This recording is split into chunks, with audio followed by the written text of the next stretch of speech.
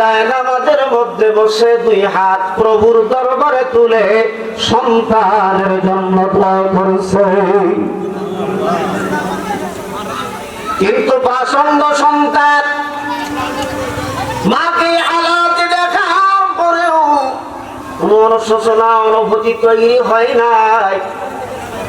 স্ত্রীর কথায় মায়ের প্রতি রাগান্বিত হয়ে যুবক মার মাথায় এমন জোরে একটা আঘাত করছে, আঘাতের দরুন মার মাথার মগজগুলো বের হয়ে এবং লাফাইতেছে লাফাইতেছে। যুবক যখন আঘাত করেছে মাথায়, মাথার মগজগুলো বের হয়ে জমিনে মগজ এইভাবে লাফাইতেছে। মানে যুবক তখন তার হুঁশ তার সেন্স ফিরে আসছে আর বলে, আরে কি করলাম? নিজের জনন্ত খুনি গর্ভধারণী মায়ের সাথে এত বড় বেয়াদবি করলাম, এত বড় অন্যায় করলাম, এত বড় অপরাধ করলাম, আল্লাহর আদালতে ক্ষমার অযোগ্য অপরাধ করে ফেলেছি। যুবক ঘর থেকে বের হয়ে নিজের ভুল বুঝার সাথে সাথেই স্ত্রীকে লাগতে বলে, বিবি আমি তোমার কথায় রাগান্বিত হয়ে উত্তেজিত হয়ে আমি আমার মাকে একটা আঘাত করেছি।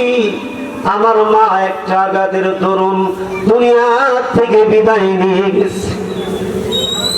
তুমি আমাকে এত একজন অপরাধী পাপী বানাইছো, তোমার মতো স্ত্রী আমার আর প্রয়োজন নাই, আমি এখনই তোমাকে তালাক দিয়ে দিলাম, আমি তোমাকে আর লাগবো না, এখনই তোমাকে তালাক দিয়ে দিলাম।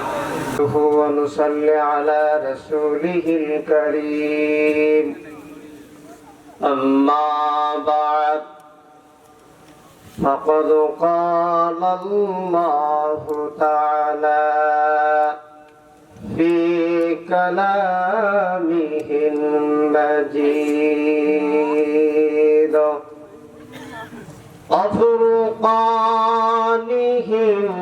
الحميد সকলেই পড়েন আউযু বিল্লাহি মিনাশ শাইতানির রাজীম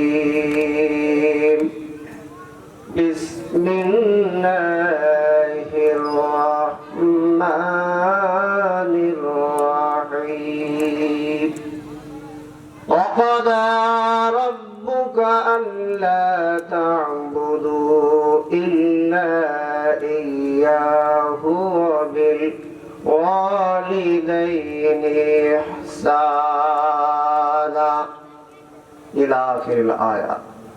وقال رسول الله صلى الله عليه وسلم الجنة تحت أقدام الأمهات أو كما قال عليه الصلاة والسلام.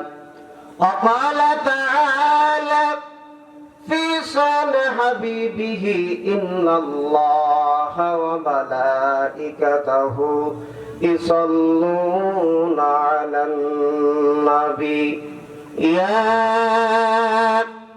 أيها الذين آمنوا صلوا عليه وسلموا تسليما اللهم صل على محمد وعلى آل محمد كما صليت على إبراهيم وعلى آل إبراهيم إنك حميد مجيد اللهم بارك على محمد وعلى آل محمد كما باركت على إبراهيم وعلى آل إبراهيم إنك حميد مجيد بلغ العلا بكماله كشف الدجى جماله حسنت جميع خصاله صلوا عليه وآله لا إله إلا الله الله محمد لا إله إلا الله لا إله لا إله لا إله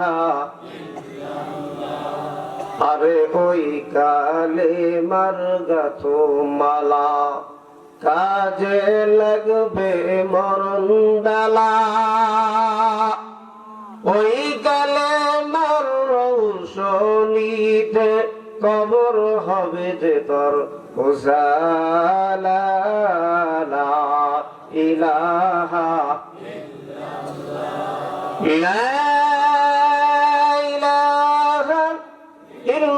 ইল্লাল্লাহু মুহাম্মাদুর রাসূলুল্লাহ। প্রার্থন কোলা বাইতুন নূর জামে মসজিদ ও কাশিফুল উলুম হাফিজিয়া মাদ্রাসা ও ইতিমখানার উদ্যোগে আজকের আয়োজিত এই মাহফিলের সম্মানিত সভাপতি দিগার হযরত উলামায়ে কেরাম, মঞ্চের সামনে উপবিষ্ট আমার পিতৃতুল্য মুরব্বিয়ানে কেরাম, মুরব্বিয়ানে জান ও নওজোয়ান ভাইরা, পর্দার অন্তরালে অবস্থানরত আমার দিনদারানী মা ও বোনেরা, ওই মহান আল্লাহর দরবারে শুকরিয়া জ্ঞাপন করি যে মহান আল্লাহ রাব্বুল আলামিন একটা তাফসীর কোরআন মাহফিলে আমাদেরকে আসা এবং বসার সুযোগ দান করলেন। দিল থেকে জবান খুলে কালেমাতুশ শুকর আদায় করি আলহামদুলিল্লাহ। আমরা আমাদের নবী সাইয়্যিদুল মুরসালিন রাহমাতুল লিল আলামিন আশরাফুল আম্বিয়া পয়গম্বর আরবি বিশ্ব নবী মুহাম্মদ রাসূলুল্লাহ সাল্লাল্লাহু আলাইহি ওয়াসাল্লামের উপরে সকলেই আমরা একবার দরুদ শরীফ পড়ি সাল্লাল্লাহু আলাইহি ওয়াসাল্লাম। আল্লাহ পাকের কালামে হাকিমের একখানা আয়াতের শুরুতে কিছু তেলাওয়াত করছি। কিয়ামতের ময়দানে মানুষ দুইটি হকের ব্যাপারে আল্লাহর আদালতে মামলা করবে। একটি হক আল্লাহর হক, আর একটা হক বান্দার হক।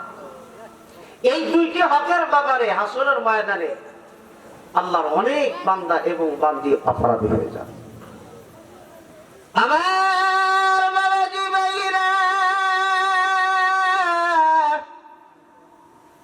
আপনি আল্লাহর হক আদায় করেন নাই। আল্লাহর হক কি? এত লম্বা কথা অল্প সময়। আল্লাহ পাকের যাবতীয় বিধি বিধান মানাই হলো আল্লাহর হক। নামাজ পড়া আল্লাহর হক, রোজা রাখা আল্লাহর হক, যাকাত দেওয়া আল্লাহর হক। আল্লাহ পাকের যাবতীয় বিধি বিধান মানাই হলো আল্লাহর হক। আল্লাহর হক আল্লাহর জমিনে আল্লাহর হক আপনি কতটুকু আদায় করেছেন, কি করেন নাই? কাল কঠিন কিয়ামতের ময়দানে আল্লাহ যদি চান, তিনি তার হকের ব্যাপারে আল্লাহ রব্বুল আলামিন তার বান্দা বান্দিকে আল্লাহ ক্ষমা করে দিতে পারে। আল্লাহর হকের ব্যাপারে বান্দা যদি অপরাধী হয়ে যায়, আল্লাহ রাব্বুল আলামিন তার হকের ব্যাপারে হাসরের ময়দানে আল্লাহ রাব্বুল আলামিন তার বান্দা বান্দিকে আল্লাহ ক্ষমা করে দিতে পারে।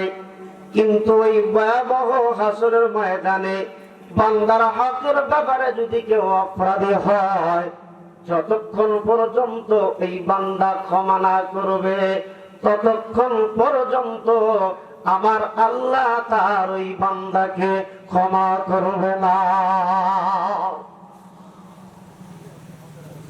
আমার বাবাজি ভাইরা, আল্লাহর হকের পরে বান্দার হক। বান্দার হকের ভিতরে সবার উপরে হলো মা বাবার হক। আমার তেলাওয়াতকৃত আয়াতে কারিমার মধ্যে আল্লাহ বলেন বিসমিল্লাহির রাহমানির রাহিম وقضى ربك ألا تعبدوا إلا إياه وبالوالدين إحسانا আল্লাহ পাকের নির্দেশ। আল্লাহ তাআলাকে ব্যতীত অন্য কারো ইবাদত করা যাবে না, একমাত্র আল্লাহর ইবাদত করতে হবে। আল্লাহ পাকের ইবাদত করার পরে মা বাবার সাথে সদাচরণ করতে হবে, এটা আল্লাহর নির্দেশ। রাসূল বলে قال رسول الله صلى الله عليه وسلم الجنة تحت قدم الأمهات নবীজি বলেন মায়ের পায়ের নিচে সন্তানের বেহেশত। মার পায়ের নিচে মানে মার খেদমতের মাধ্যমে, মা বাবার খেদমতের মাধ্যমে সন্তানের জন্য আছে আল্লাহর তৈরি জান্নাত। চিল্লায় বলেন সুবহানাল্লাহ। এমন দেশের এক যুবক, সময় সংক্ষিপ্ত,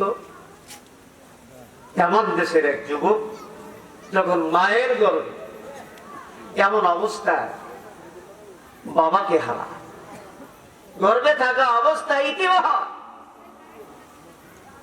মা বহু কষ্ট করে এই সন্তানটাকে অন্যের বাড়িতে কাজ করে এই সন্তানকে লালিত পালিত করে বড় করে সন্তান বিবাহের যখন উপযুক্ত হয়েছে, সুন্দরী একটি মেয়েকে দেখে বৌমা করে বাড়িতে আনছে। ছেলে একবার মাকে বলছে, মা আমি 6 মাসের বাণিজ্যে যাব, ব্যবসায় যাব, আমার জন্য দোয়া করো, আল্লাহ যেন এই ব্যবসায় আমাকে লাভবান করে। মার কাছ থেকে নিয়ে যুবক, এমন দেশের যুবক ব্যবসায় গেছে। সন্তান বাড়িতে না থাকলে মা বাবার কান আর মন আর খেয়াল সন্তানের দিকে থাকে। এখন মোবাইলের যুগ, মা আর বাবা বারবার ফোন দিয়ে বলে, বাবা তুমি কেমন আছো, কি করছো? বলেন আপনাদের জিগায় না? আপনারা আপনাদের সন্তানদেরকে জিগান না? তদানীন্তন সময়ে তো কোনো টেলিফোন, কোনো ফোনের ব্যবস্থা ছিল না।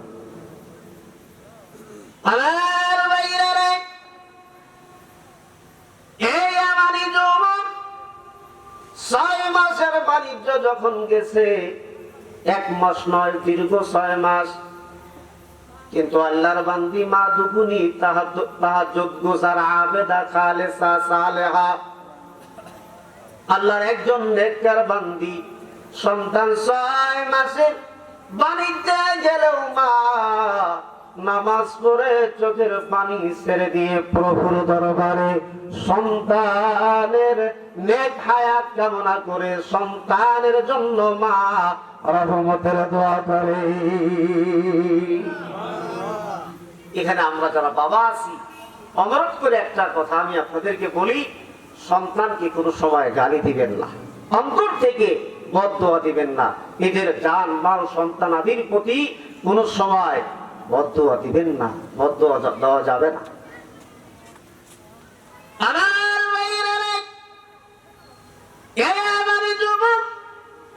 মার দোয়া নিয়ে 6 মাসের ব্যবসা করতে গেছে। 6 মাস পরে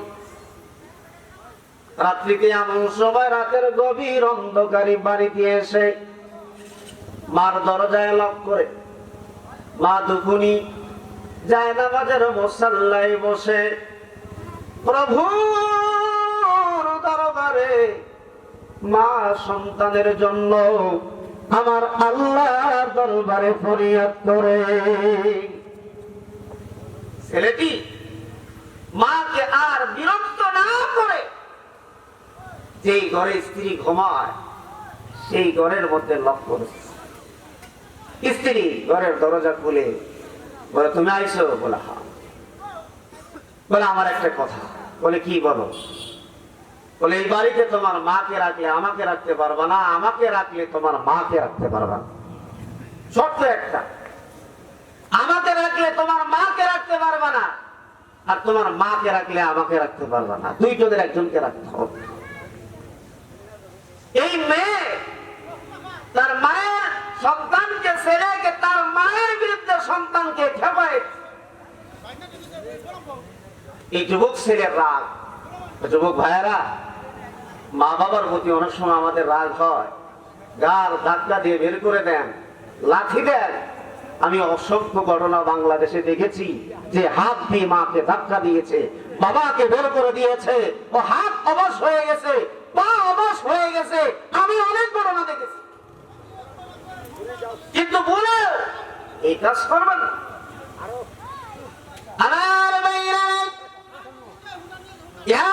যুবক স্ত্রীর কথায় মায়ের প্রতি রাগান্বিত হয়ে ঘর থেকে এমন বড় একটা বাদাম জাতীয় কাঠ নিয়ে ঘর থেকে বের হয়ে যুবক মার ঘরের দরজায় লাথি দিয়ে, মায়ের ঘরের দরজায় লাথি দিয়ে ভেঙ্গে যুবক মার ঘরের ভিতরে যখন প্রবেশ করেছে, বাইরে আমার নিজের মা বাবাকে কোন সময় অসন্তুষ্টি করবেন না। রিদার রব্বি ফি রিদাল ওয়ালিদি, সাকাতুর রব্বি ফি সাকাতুল ওয়ালিদি। পিতার সন্তুষ্টির মাধ্যমে আল্লাহর সন্তুষ্টি বিচার, অসন্তুষ্টির মধ্যে আল্লাহর অসন্তুষ্টি। মা বাবার মনে আঘাত দিবেন না। মানে যুবক মাকে যখন আঘাত করেছে, মা দুনিয়ার থেকে বিদায় নিয়েছে, স্ত্রীকে তালাক দিলে কি হবে, এই যুবকের মধ্যে খোদাই ফায়সালা শুরু হয়ে গেছে।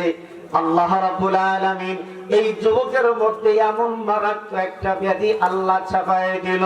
যুবক অসুস্থ হওয়ার কারণে ঘর দরজা যা ছিল, সম্পদ যা ছিল, চিকিৎসা ক্ষেত্রে সব ব্যয় করেছে, এরপরও সুস্থ হয় না। এই যুবক চিকিৎসার জন্য ঘর দরজা সম্পদ যা করেছিল সব শেষ করে দিয়ে যার কাছে বাড়ি বিক্রি করেছিল, একদিন ওই নবমালিক তাকে বাড়ির থেকে বের করে দিল। যুবক যাবে কোথায়? শরীরে পচন ক্রিয়া ধরে গেছে, পোকামাকড় লেগে গেছে, দুর্গন্ধ, কেউ তাকে জায়গায় দেয় না। যুবক ইয়ামান থেকে হাঁটতে হাঁটতে মক্কায় যখন গেছে, খানায় কাবার তওয়াফ করছে, কিন্তু খানায় কাবার তওয়াফের সময় দাঁড়াইলে পড়ে যায়, কিন্তু হাঁটার ক্ষমতা নাই, কোন রকম বসার থেকে দাঁড়ায়, দাঁড়াইলেই শক্তি নাই, দুর্বল যুবক পড়ে যায়। এইভাবে তওয়াফের যখন আপ্রাণ চেষ্টা করেছে, আব্দুল কাদের জিলানী রাহমাতুল্লাহি আলাইহি এই অবস্থা যুবকের দেখি বলে, যুবক তোমার এই অবস্থা কেন? এরকম তুমি কতদিন ধরে করেছো? আর যুবক তওয়াফের চেষ্টা করে আর বলে, আল্লাহ বড় অপরাধ করেছি, আল্লাহ তুমি আমাকে ক্ষমা করে দাও, মাফ করে দাও। তুমি যদি